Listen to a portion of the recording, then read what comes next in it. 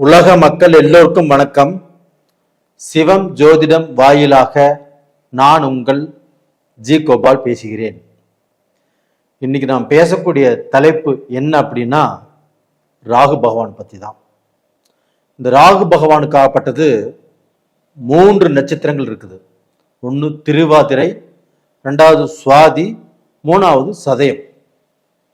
ஆனால் இப்போ ராகு பகவான் கும்பத்தில் இருக்கிறாரு. சதய நட்சத்திரத்துக்கு தன்னுடைய சொந்த நட்சத்திரமான சதய நட்சத்திரத்துக்கு பெயர்ச்சியை போறாரு. அப்போ 2026 இந்த பெயர்ச்சி நடந்து சதய நட்சத்திரத்துக்கு போய் ஆகஸ்ட் மாசம், அதாவது 243 நாட்கள் சதய நட்சத்திரத்துல தான் அந்த ராகு பகவான் இருக்கிறார். அப்படி இருக்கக்கூடிய அந்த ராகு பகவான் மிதுன ராசிக்காரங்களுக்கு எந்த விதமான பலனை செய்யவிருக்கிறார் அப்படிங்கிறதான் இப்ப நாம் பேச போறோம். அப்ப அந்த மிதுன ராசிக்காரருக்கு 9ஆம் இடத்தில் இப்ப ராகு இருக்கிறாங்க. கரெக்டுங்களா?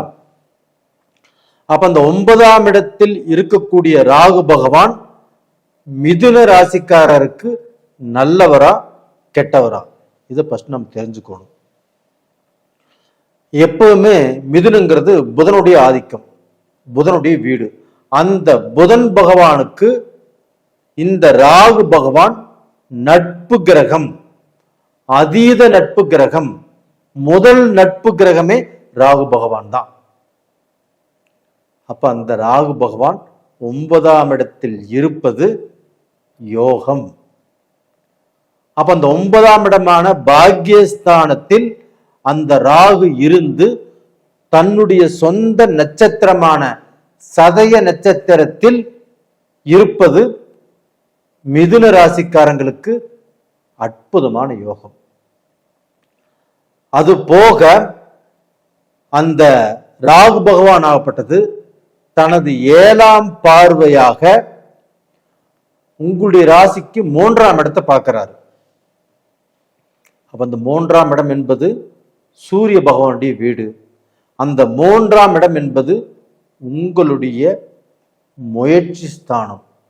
நீங்க எடுக்கக்கூடிய முயற்சிகள், ஒரு தொழிலாக இருக்கட்டும், ஒரு திருமணமாக இருக்கட்டும், ஒரு குழந்தை பேராக இருக்கட்டும், ஒரு வெளிநாடு போவதாக இருக்கட்டும், நீங்க எந்த முயற்சிகள் நீங்கள் செய்வதாக இருந்தாலும் இந்த பீரியடில் நீங்கள் செய்யும் போது அந்த ராகுவின் பார்வையால் உங்களுக்கு நீங்கள் எடுக்கக்கூடிய முயற்சிகள் பலிதமாகும். இது 100க்கு 100% கண்டிப்பாக நடக்கும். அது போக இப்போ குரு பகவான் ஆகப்பட்டது மிதுனத்திலே இருக்கிறார். அந்த மிதுனத்துல இருந்து 9ஆம் பார்வையாக அந்த ராகு பகவானையே பார்க்கிறார். அந்த ராகு பகவானை பார்க்கும்போது அந்த ராகு விஷத்தன்மையை கக்கிவிட்டு கோதண்ட ராகுவாக மாறி கண்டிப்பாக அந்த மிதுன ராசிக்காரங்களுக்கு நல்ல பலனை கொடுக்கவிருக்கிறார். அப்போ டபுள் யோகம் இல்லையா உங்களுக்கு? குருவுடைய ஒரு யோகமும் அந்த ராகு பகவானுக்கு 9ஆம் இடத்தில் ராகு இருப்பது 2வது யோகமும், 3வது யோகம் உங்களுடைய ராசிக்கு 3ஆம் இடத்தை பார்ப்பது. இந்த மாதிரி டைம் உங்களுக்கு மறுபடியுமே கண்டிப்பாக வர்றது அப்படின்னா ரொம்ப லேட் ஆகும்.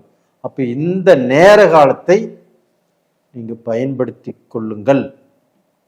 அப்ப இந்த நேர காலத்துல கொஞ்சம் வேகமா இருங்க, கொஞ்சம் சுறுசுறுப்பா இருங்க, உங்களுடைய சோம்பேறித்தனத்தை விட்டுருங்க. எதையுமே நாளைக்கு செய்யலாம்னு தள்ளி போட வேண்டாம்.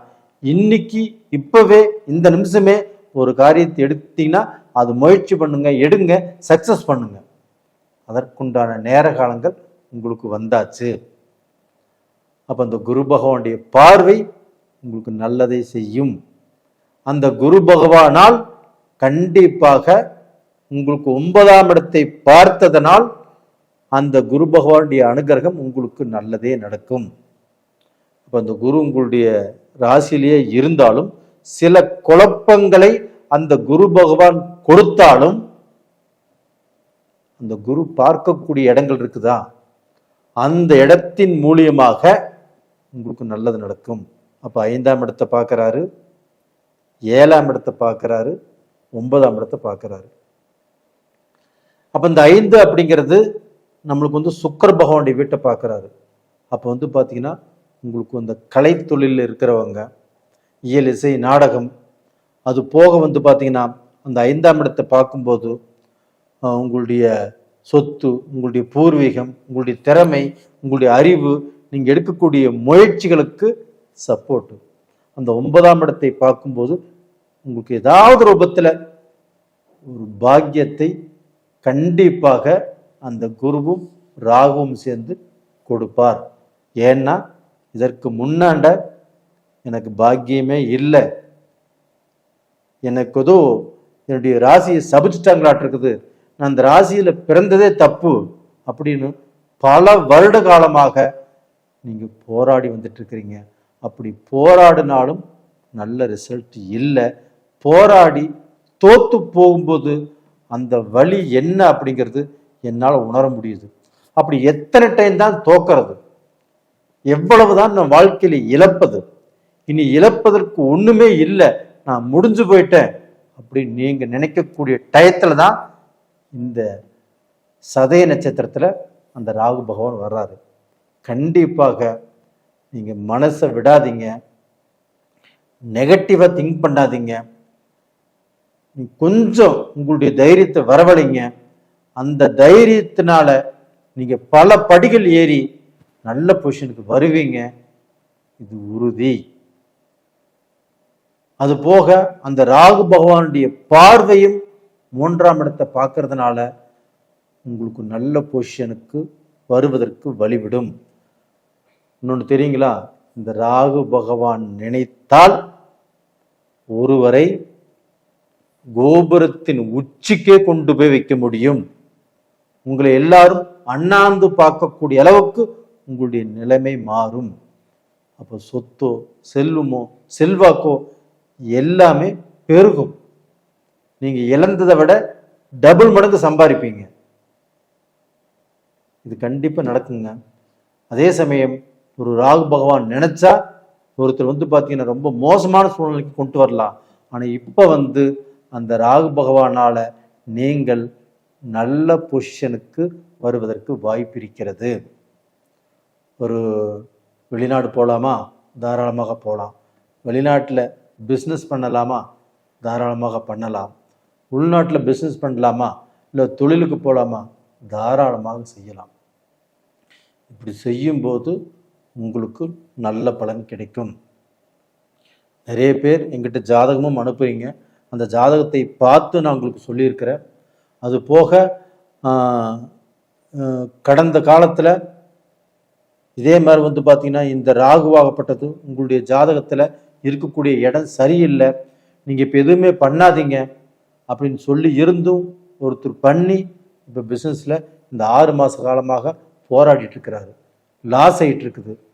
அப்புறம் வேண்டான்னு சொல்லி செஞ்சார், இப்போ மாட்டிக்கிட்டாரு. அதனால் உங்களுடைய ஜாதகத்தையுமே உங்களுக்கு விருப்பம் இருந்தால் நீங்கள் அனுப்பிச்சு வைங்க, நான் பார்த்து உங்களுக்கு பலன் சொல்கிறேன்.